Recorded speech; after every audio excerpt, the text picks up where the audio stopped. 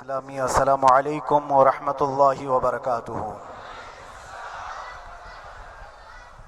الحمد للہ الحنان المنان الذي خلق الانسان وعلمه البيان، والصلاة والسلام على رسوله سید الانس والجان وعلى آلہ واصحابہ ذوی الخیر والاحسان، اما بعد فأعوذ بالله من الشيطان الرجيم، بسم الله الرحمن الرحيم، وقل جاء الحق وزهق الباطل إن الباطل كان زهوقا، صدق الله مولانا العظیم۔ بارگاہ رسالت مآب صلی اللہ علیہ وسلم میں درود پاک کا ہدیہ پیش کریں۔ اللہم صلی علی سیدنا و مولانا محمد معدن الجود والکرم وآلہ واصحابہ الکرام وابنہ الکریم وبارک وسلم صلاة دائمة سرمدا ابدا۔ عزیزان گرامی وقار، میں یہ چاہتا ہوں جہاں پر آ کر ہم رکے تھے وہیں سے ہم پھر آگے بڑھتے ہیں۔ ہم رکے تھے کہاں آ کر؟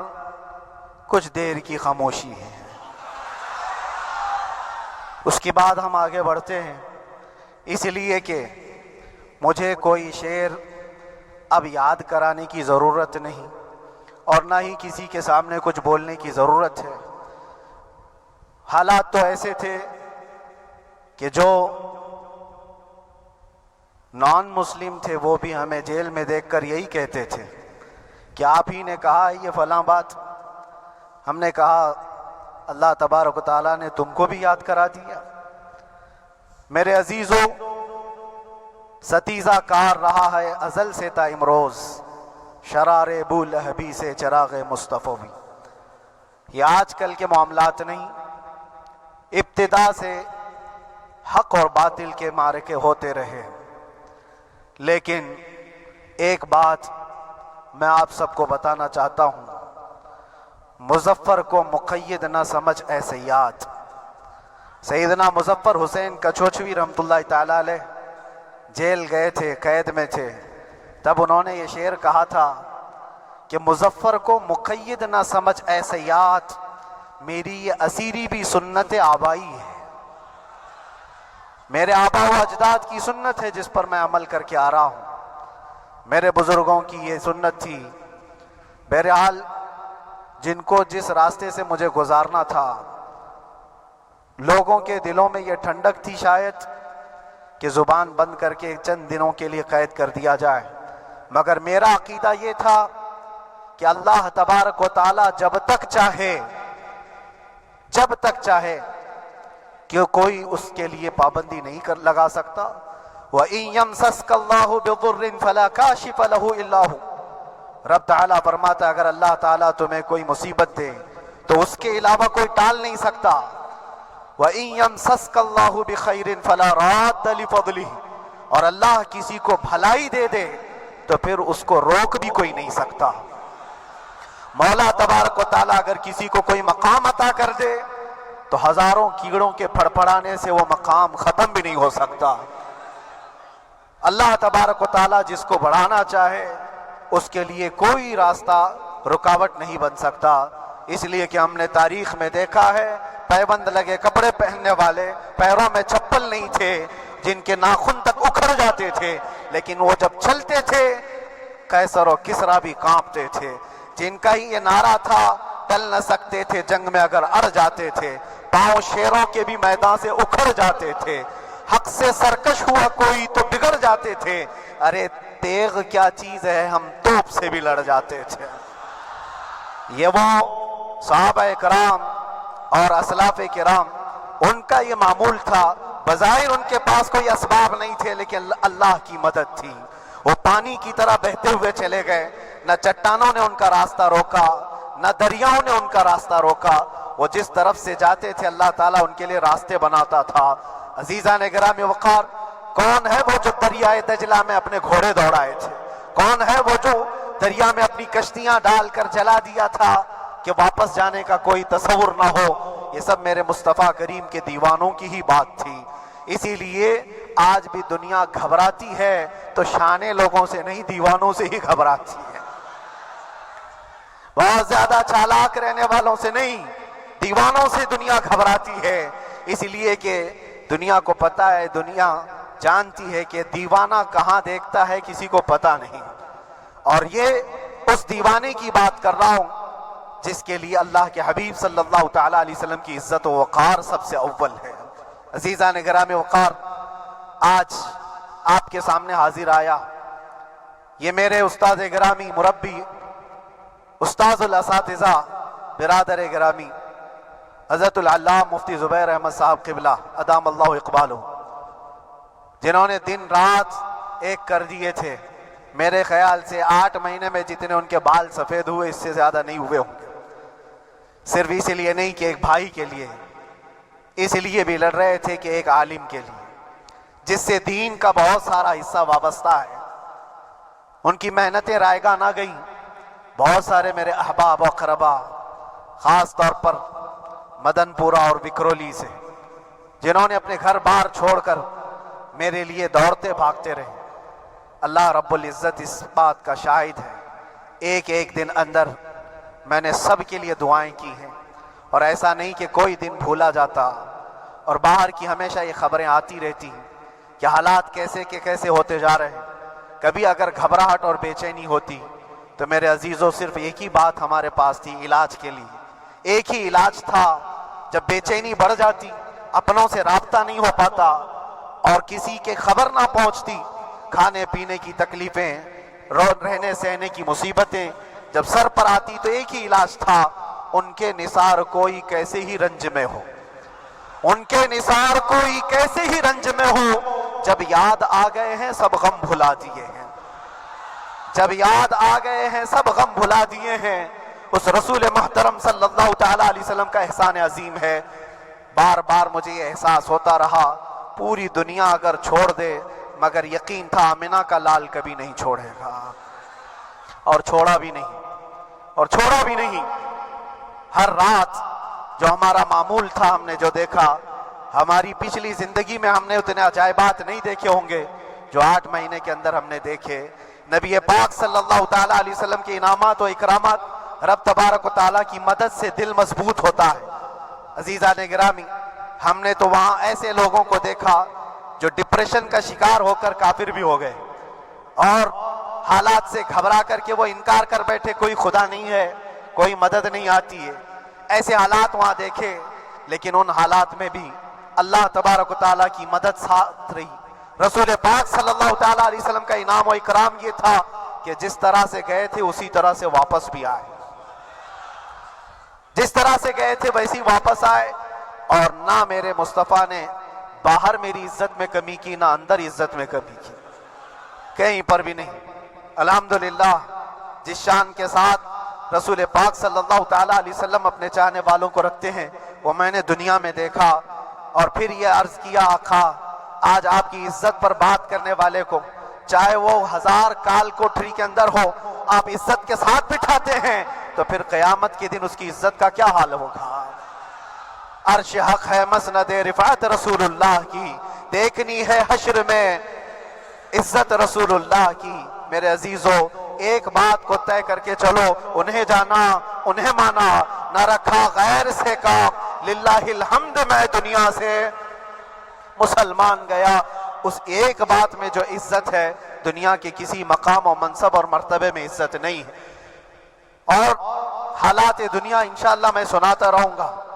اللہ تبارک و تعالیٰ جب تک یہ زبان رکھا ہے، حق بولتے رہیں گے اور سناتے رہیں گے، اور بھی حالات آپ کو انشاءاللہ العزیز آگے سناتے رہیں گے۔ لیکن آج خصوصیت کے ساتھ میں جمعہ کے لیے اسی لیے حاضر آیا کہ یہاں کے لوگ پل پل یاد کرتے رہے۔ حضرت مجھے ہر بار خبر دیتے کہ جب نماز سے فارغ ہو کر کے میں نکلوں تو مجھے لوگ پکڑ لیتے، کیا ہوا، اب کیا خبر ہے؟ تو جس قدر آپ کی بے چینی تھی، بے قراری تھی، میرے عزیزو، مجھے بھی ملنے کی بے چینی اور بے قراری تھی، لیکن یہ ایک سٹیج تھا جس سے گزارا گیا ہے، ایک مقام تھا جس سے گزارا گیا۔ میں تو ایک نکما آدمی، میں تو ایک کم پڑا ہوا ہوں، لیکن آپ کو بزرگان دین کی اگر تاریخ پتہ ہو، امام اعظم ابو حنیفہ رضی اللہ تعالیٰ عنہ، جن کو ناحق جیل میں رکھا گیا تھا، امام موسیٰ کاظم رضی اللہ تعالیٰ عنہ، 7 سال تک قید میں رہے۔ یہ کون؟ امام موسیٰ کاظم، جن کے دربار میں جانے کے لیے غوث اعظم عبد القادر جیلانی رضی اللہ تعالیٰ عنہ 4 کلومیٹر دور اپنی چپل اتار دیا کرتے تھے۔ امام موسیٰ کاظم کا وہ دربار ہے جن کو باب الحوائج کہا جاتا ہے۔ اس امام کو 7 سال تک بغیر کسی قصور کے قید میں رکھا گیا، اور حد تو یہ ہے کہ اسی قید خانے میں زہر دے کر کے آپ کو مارا گیا ہے۔ آپ کا جنازہ جیل سے نکلا تھا۔ امام احمد بن حنبل، جن کو 5 لاکھ حدیثیں یاد ہیں، نبی پاک صلی اللہ تعالیٰ علیہ وسلم کی، بغداد کے سرے بازار آپ کو ننگی پیٹھ پر کوڑے مارے گئے۔ آپ کو اندازہ ہے بزرگان دین کی ایک لمبی فہرست ہے۔ جب میں وہاں گیا تھا تو ایک بزرگ کی بڑی یاد آئی، وہ تھے حضرت مجدد الفیسانی رضی اللہ تعالیٰ۔ اکبر جیسے ڈکٹیٹر کے سامنے، اس زمانے کے سب سے بڑے ڈکٹیٹر بادشاہ کے سامنے آپ نے حق بات کا اعلان کیا تھا۔ مجدد الفیسانی رحمۃ اللہ تعالیٰ علیہ نے فرمایا تھا کہ اسلام نام سے جو دین ہوگا وہ محمد عربی کا لایا ہوا ہی دین ہوگا، کسی اور بادشاہ کا بنایا ہوا نہیں ہوگا۔ اس بات پر آپ کو قید میں ڈالا گیا تھا، 8 سال تک قید میں رکھا گیا۔ 8 سال میں بادشاہ مر بھی گیا، بیٹا بادشاہ بنا، لیکن کسی نے آ کر جہانگیر کے سامنے یہ بات رکھی کہ آپ کے باپ نے جس مولانا کو قید میں ڈالا تھا گوالیار کی جیل میں، 8 سال میں جیل کا نقشہ بدلا ہوا ہے۔ تو بادشاہ نے پوچھا ہوا کیا ہے؟ کہا کہ اس مولانا نے 8 سال میں تقریباً 700 قیدیوں کو عالم بنا دیا ہے۔ درس حدیث، درس تفسیر، قرآن کا علم، نمازیں جماعتوں سے وہاں اس طرح ادا ہوتی ہیں جیسے لگتا ہے گنبد خضرا کی چھاؤں میں ہے۔ رب تبارک و تعالیٰ کا یہ احسان عظیم تھا۔ ان 8 مہینوں میں بحمدہ تعالیٰ میں نے اپنی لائف میں کبھی اتنی امامت نہیں کی تھی جتنی وہاں امامت کیا، اس لیے کہ پابندی نہیں ہو پاتی۔ جب جب امام رہا مسجد میں چھٹیاں ہوا کرتی تھی، ادھر ادھر آنا جانا، لیکن وہاں پر کبھی کسی نماز میں چھٹی نہیں ہوئی، اور امامت اللہ تبارک و تعالیٰ کو جہاں لینا ہے وہاں لیتا رہے۔ اور مجھے اس بات کا تھوڑا قلق تھا، 24 سال سے میں تراویح سنا رہا تھا، 24 سال، 24 تراویح ہو چکی تھی، رمضان المبارک کا 24 گزر چکے تھے، 25واں سال تھا، ظالموں نے مجھے رمضان سے پہلے اندر کر دیا۔ بار بار یہ خواہش ہوتی تھی کہ میری تراویح چھوٹنے نہ پائے، 25ویں تراویح ہے، 25ویں محراب ہے، لیکن رب تبارک و تعالیٰ کا احسان، اندر موجود سارے مسلمانوں نے یہ مطالبہ کیا کہ ہم یہاں جماعت سے تراویح قائم کریں گے، اور اب تک لوگ الم تری کیف والی تراویح کبھی کبھار پڑھ لیا کرتے ہیں، لیکن سارے لوگوں نے مل کر کے یہ اتفاقاً کہا کہ ہم پورا قرآن آپ سے سننا چاہتے ہیں۔ کیسے کیسے قیدی تھے، کیسے کیسے کرائم والے تھے۔ میں نے کہا آج میں ایک دن پڑھاتا ہوں، ایک پارہ پڑھوں گا، آپ کو اگر لگے تو بتا دینا، بھاری پڑ جائے، کیونکہ لوگ سارے کرمنل ہیں اور کئی طرح کے جرائم کیے ہوئے لوگ، نماز دین سے کہاں زیادہ رشتہ، کہاں ہو سکتا ہے یہ گھبرا کر بھاگ جائیں۔ ایک دن پڑھاؤں گا، اگر آپ کو لگے تو بول دینا، نہیں تو کل سے الحمد للہ۔ پہلے دن تراویح پڑھا ہے، دوسرے دن سارے لوگوں نے کہا آپ نے ایک پارہ پڑھایا ہے، سحری تک بھی پڑھائیں گے تو انشاءاللہ کھڑے رہیں گے۔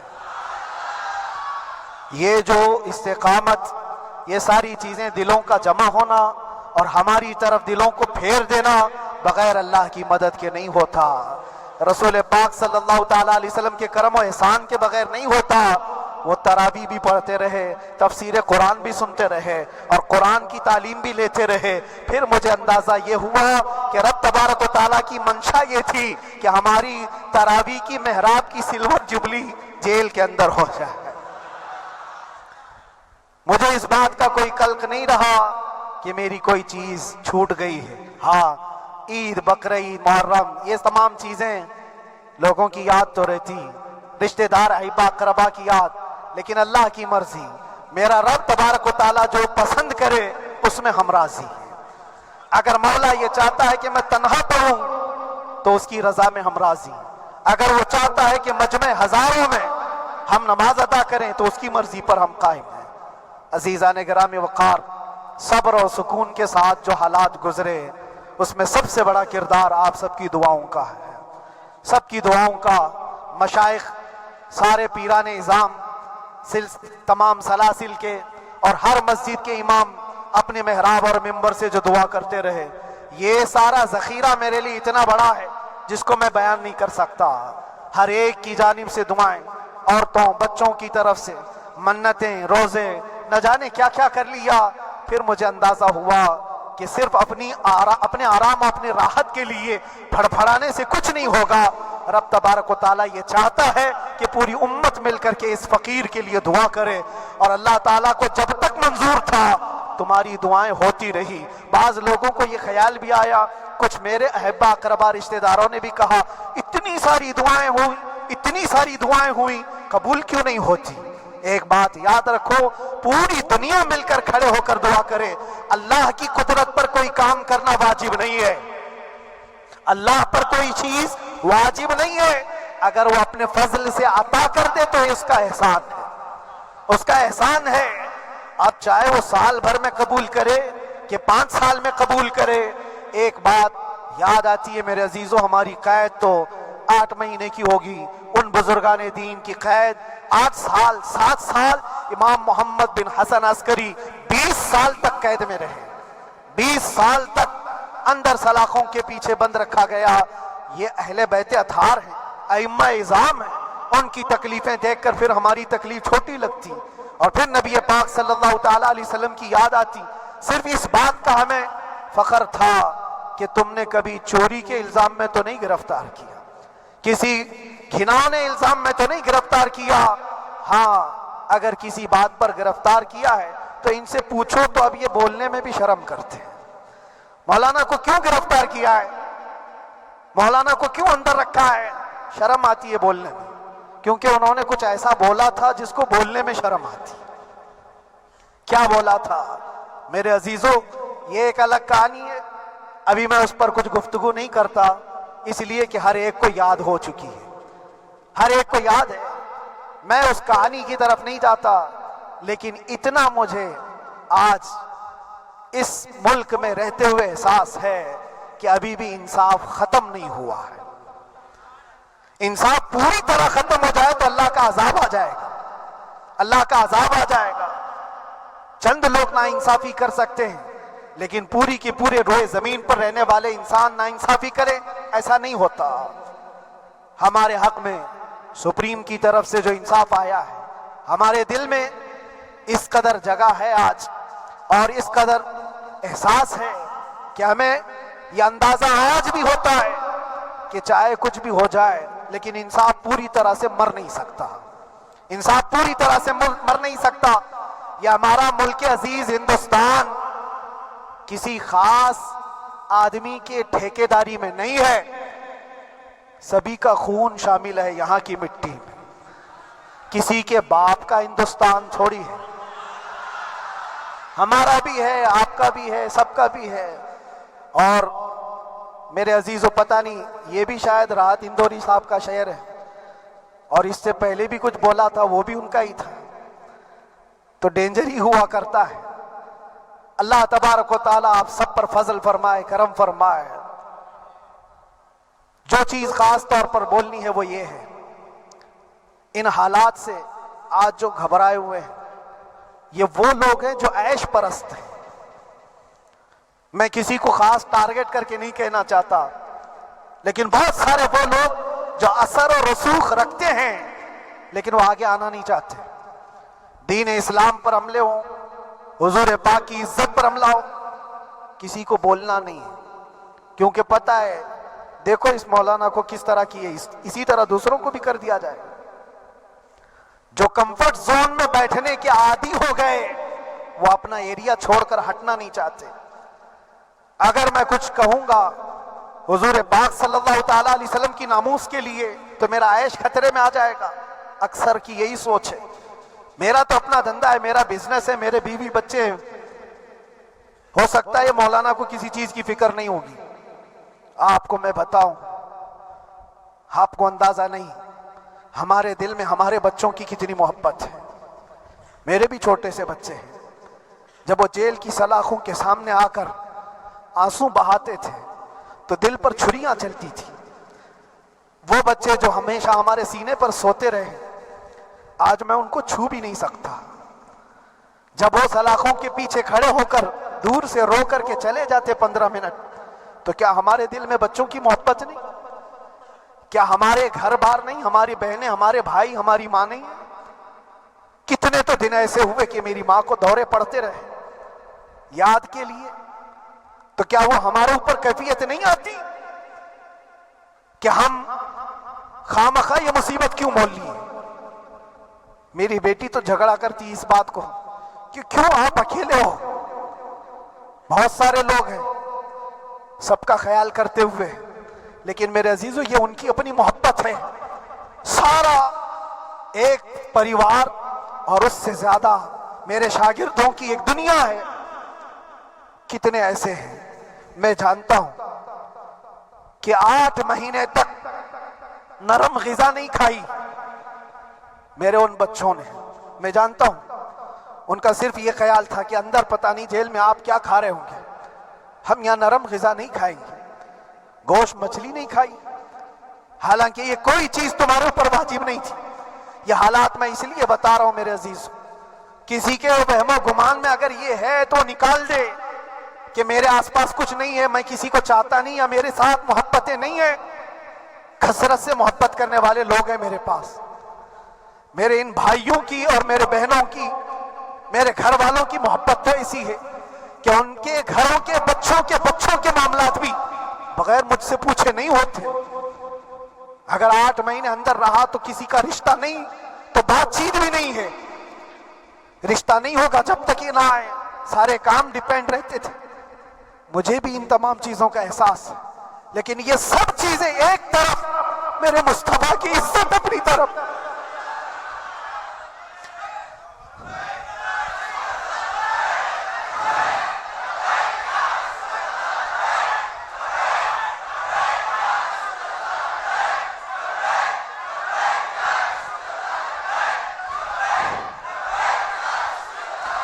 میرے عزیزوں، ہر ایک کے آنسوں کے قطرے میں نے دیکھے، بھائیوں کے، بہنوں کے، میرے پاس ملنے کے لیے میرے جو شاگرد آتے ان کے، یہ اکثر جب جیل کی دیوار پر آ کر کھڑے ہوتے، ان کی آنکھیں لال، یہ آنسو بہاتے 15 منٹ ملاقات کر کے چلے جاتے۔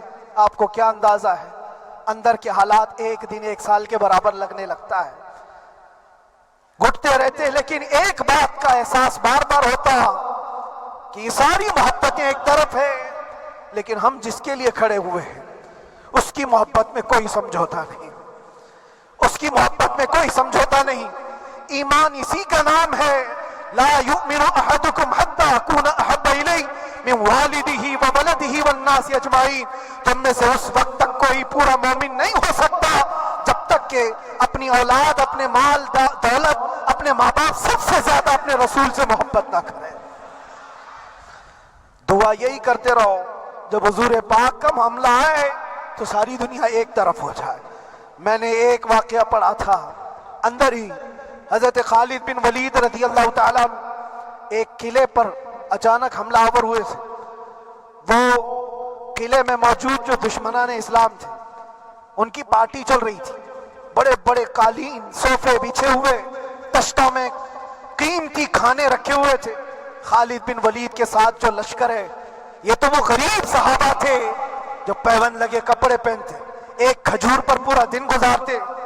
جب یہ اس قلعے پر حملہ آور ہوئے تو دشمنان اسلام جو تھے وہ مقابلہ کرنے کی ہمت نہ جٹا سکے، بھاگ گئے، سب سارا مال سب چھوڑ کر بھاگ گئے، بغیر کسی جنگ کے، بغیر کسی قتل قتال کے پورا قلعہ فتح کیا خالد بن ولید نے۔ اب سنو، جو صحابہ تھے وہ مال غنیمت جمع کر رہے تھے، کیونکہ یہ عرب کے لوگ ایسے مہنگے قالین نہیں دیکھے تھے، ایسے مہنگے صوفے، اتنی قیمتی غذائیں انہوں نے دیکھی نہیں تھی۔ سب جمع کرنے لگے، سب جمع کرنے لگے۔ خالد بن ولید نے کہا خبردار، ہاتھ مت لگانا، سب ہٹ جاؤ۔ سب ہٹ گئے، چند صحابہ کو بلایا، یہ سب جمع کرو، اس کو آگ لگا دو۔ پورا مال غنیمت جو تھا آگ لگا دیا۔ تو جو صحابہ تھے وہ کہنے لگے کیا یہ اچھا ہوتا، یہ سب میں آپ تقسیم کر دیتے، یہ بہت قیمتی چیزیں ہیں، عرب میں ہم لے جاتے تو یہ بہت مہنگی چیزیں ہیں۔ خالد بن ولید نے کیا کہا جانتے ہو؟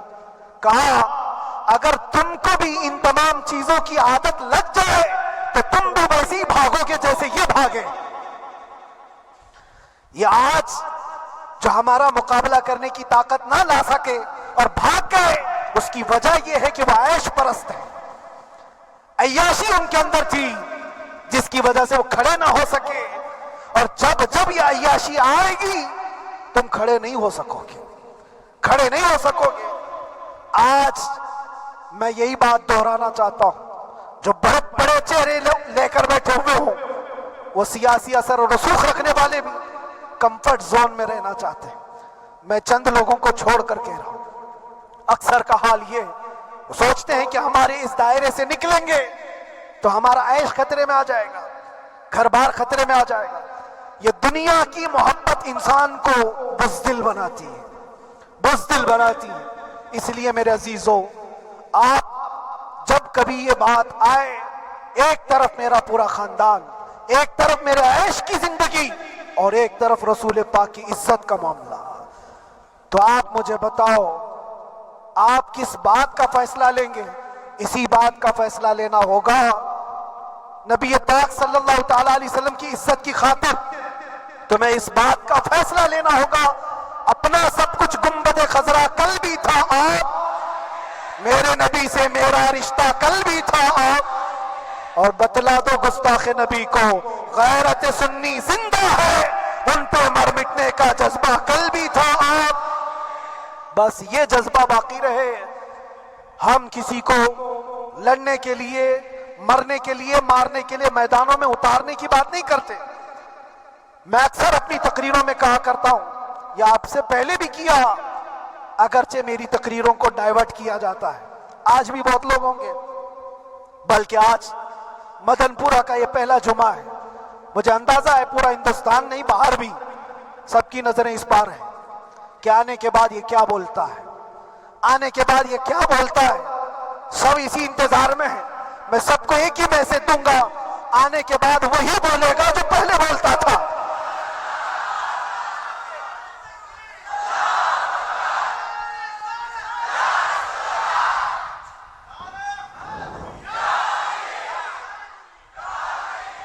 اگر کچھ غلط ہوتا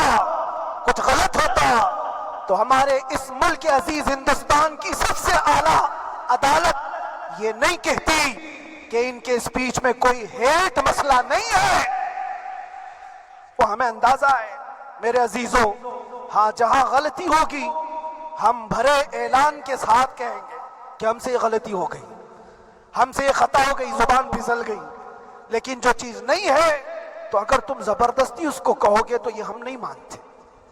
ہاں بس اتنی دعا میرے حق میں کریں کہ جتنی بھی زندگی باقی ہے، جتنی زندگی باقی ہے، اللہ تبارک و تعالی حضور پاک کی محبت اور ان کی عظمت کی حفاظت کے لیے جیتے مرنے کی توفیق عطا فرمائے۔ ہمارا کام صرف اتنا رہ گیا، جو میسج دینا تھا وہ ہم نے دے دیا۔ اب جو حالات آ رہے ہیں میرے عزیزوں، آپ سب کے لیے بھی میں یہ گزارش کروں گا، دین کی طرف آ جاؤ، سچائی کی طرف آ جاؤ، ورنہ گاجر مولی کی طرح کٹ جاؤ گے، ختم ہو جاؤ گے۔ دین کی طرف آؤ، سچائی کی طرف آؤ، اور اسلام نے کہیں پر بھی تمہیں کسی طرح کے آتنک اور دہشت کی تعلیم نہیں دی ہے، کہیں پر کسی ٹیررسٹ کی کوئی بھی تعلقات کی۔ کہیں مجھے کوئی بات بتا دو، اگر کوئی مسلمان اس طرح کی حرکتیں کر جاتا ہے جس کو یہ لوگ بدنام کرتے ہیں، تو ہم سمجھتے ہیں اس کا اسلام سے تعلق نہیں ہوگا۔ اسلام سے تعلق ہوتا تو اس کے اندر صدیق اکبر اور فاروق اعظم کی ادائیں ہوتی۔ آج آپ کو وہ معاشرہ زندہ کرنے کی ضرورت ہے۔ میں نوجوانوں سے